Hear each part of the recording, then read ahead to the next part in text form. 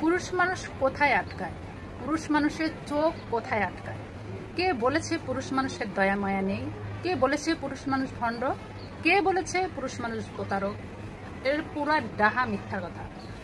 আরে পুরুষ, তোমরা যদি না থাকতে তাহলে আমাদের মতো মহিলাদের চলাফেরা খুব কঠিন হয়ে যেত।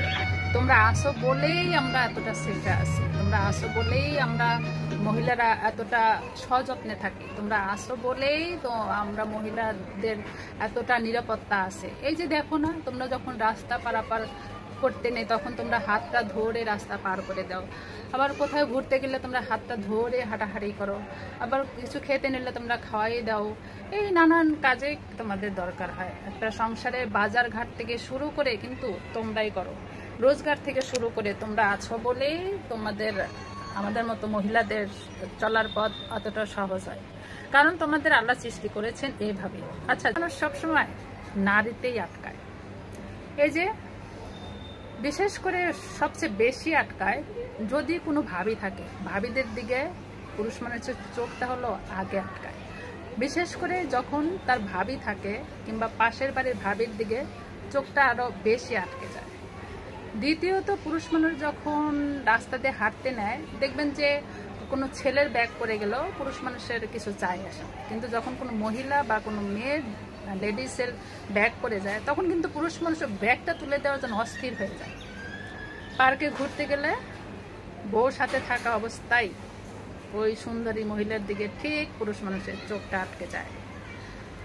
বিমানে চড়ে যখন বিদেশ যায় তখন কিন্তু পুরুষ মানুষের চোখটা ওই বিমানবালার দিকে চলে যায়।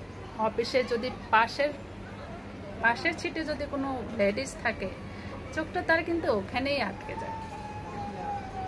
বাসে গেলে একই অবস্থা, সামনে যদি কোনো লেডিস থাকে চোখটা তার সেখানেই আটকে যায়। তারপরে ছাদে যখন কখনো ঘুরতে যাবেন দেখবেন যে বারান্দায় কোন মহিলার চুল শুকাচ্ছে, চোখটা কিন্তু তখন ওখানেই আটকে যায়। যাই হোক, এমন অবস্থা হয় যে ঘরের যে কামান্নি কুমান্নি জ্বালানি রান্না রাঁধুনি কাজের বেটি রহিমাকে তখন আর ভাল লাগে না, ওইগুলা দেখে দেখে কাজের বেটি রহিমাকে ভাল লাগে না।